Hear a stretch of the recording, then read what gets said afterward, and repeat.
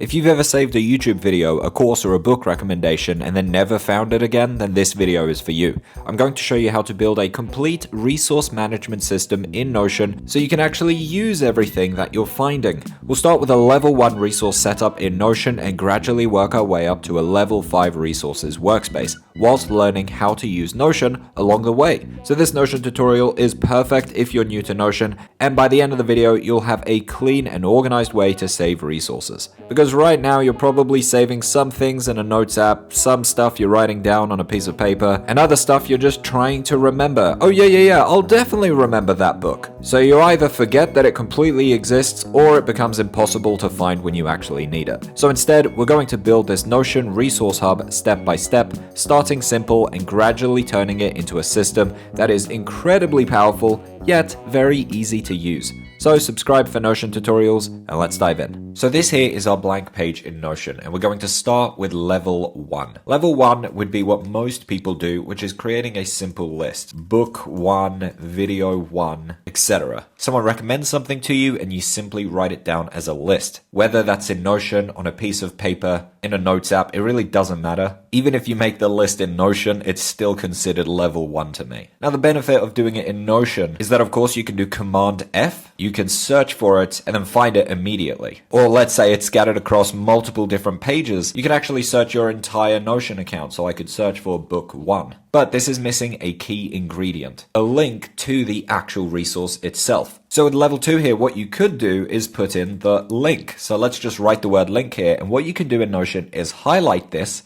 and then click on this here to add link. And now you can link directly to this book online. Or of course, if it's a YouTube video, again, you could link to it, write the word link, and then add a link to the YouTube video. So even though level 2 here is still terrible, it's already beating a piece of paper, as you know, you can't link on a piece of paper. But the problem here is we're going book 1 link, video 1 link, and then let's say book 2 link, and then video 2 link. This is all becoming a mess of books and videos, and it's all just too random. And that's why we'll jump to level 3. Now on level 3, we're really going to take a step up. So on this page here, we're going to do /, and this will bring up the Notion command bar. If you haven't used this before, this houses so many different features that Notion has. Notion is always updating, adding more and more stuff. So if you want to stay on top of it, be sure to subscribe. But in this long list of features here, what we are going to do is write database.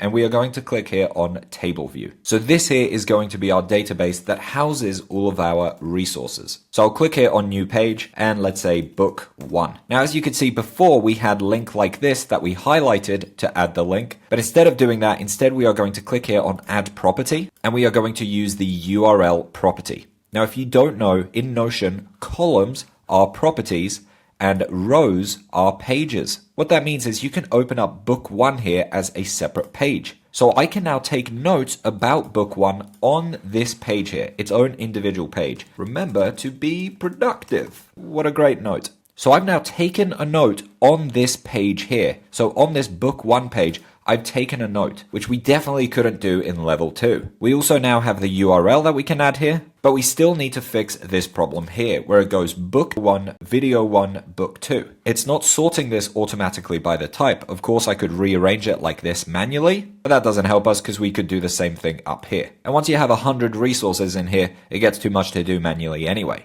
So what we're going to do is click here on add a property, and we are going to use this property here called select. And this select here will be the type. Now you could add as many types in here as you want, but for this tutorial, let's just make it simple. We'll have a book 1 and we'll have a video. And then book 2 here is book as well. So these work as simple drop downs. So you simply select in the drop down like that. By the way, you can also click on these 3 dots here to change the color. So let's make book green, for example. So we've labeled them, but as you can see, it still goes book, video, book. So what we're going to do is use a database feature here that is called group.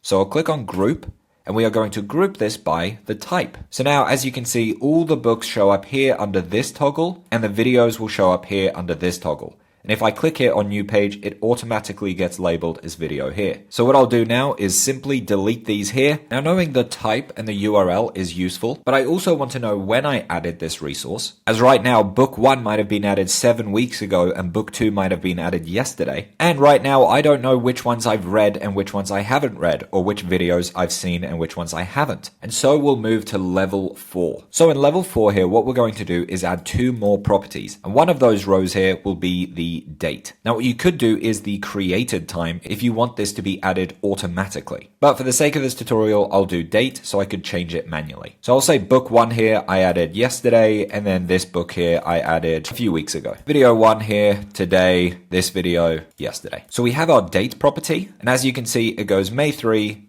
February 11, May 4, May 3. But let's say we add another one in here, book 3, whatever that is, and let's have it in between these dates. So let's just say the 1st. So now it goes May the 3rd, February 11th, and then May the 1st. As you can see, there's not a order here. So the order of these books is completely random, even though they are being grouped by the type. Well, what we've done in here is use the group functionality. So to fix this problem here, we'll use the sort functionality. So I'll click here on sort, and I'll sort this by the date. So now, as you can see, automatically, it comes up with February 11, then May 1st, then May 3rd. Or if I want to change the order here, so May the 3rd is 1st, then I'll simply click back on sort here and change it from date ascending to date descending.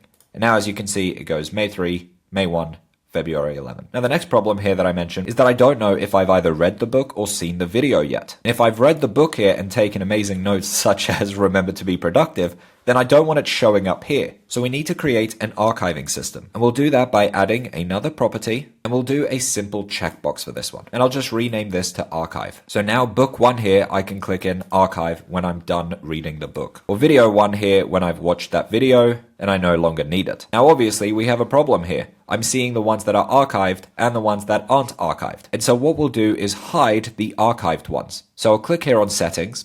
And so far we've used the group functionality, and we're grouping by the type here. We've used the sort functionality, and we're sorting by the date. Now we'll use the filter functionality, and we'll filter by the archive. So archive here, where the archive is unchecked. So now as you can see, the archived ones get removed. But obviously I want to find those archived resources. So what we're going to do is go up here next to the name of the database and click on these 3 dots. Here, I'll now click on Duplicate View. This will now create another tab. By the way, if you're finding this stuff a bit overwhelming and you want to learn Notion in an afternoon, then I actually have a course which teaches Notion and helps you to completely rethink what it means to be productive. I also have a bundle which includes my template, and I'll put a link to that in the description. All right, so you have these 2 tabs now. What I'm going to do is rename this first tab, and I'll call it New. So new resources for me to look at. And then we'll rename this table here, and we'll call this archive. So because we duplicated this view here, this new one, that means this archived one also has the filter applied of archive unchecked.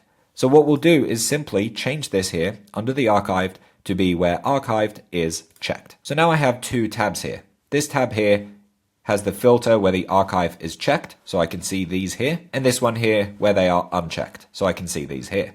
And if I tick in book 3, for example, it gets removed from here and automatically jumps into this tab. So here I can see book 3. That is level 4. Now truthfully, you're pretty much done. But for level 5 here, we're going to learn one last skill. So let's say you have your main dashboard here, which has your to-do list, your projects, all of the stuff you need to be productive in your day. We don't want to have to click and go to the resources page to add a resource. Because what will happen is you'll probably get distracted when you look at all this stuff here, and it's just another page to have open and look at. And so what we'll do is create some space here at the top of your dashboard. Hopefully your dashboard looks better than this. And we'll do / to open the list of commands. And here I'll write button. And this button here will be to add resource. So add button here, when that button is clicked, then what we want it to do, and now we're going to say what we want it to do. We want it to add a page to, and now what I'll do is search for resources, and I'll click on that database. So when that button is clicked, I'll add a page to resources. The next thing here is I want to open up that page. That way I can actually fill out the details. So I'll open, and now I have to say which page, and that will be the page we just added. And we can leave it as center peak. So basically, to summarize this, When this button is clicked, when the add resource button is clicked, then it will add a page to our resources database, and it will automatically open up that page in Center Peak so we can start writing. And then I'll click here on done. So now in your dashboard, again, hopefully it looks better than this. At the top here, you'll have this button called add resource.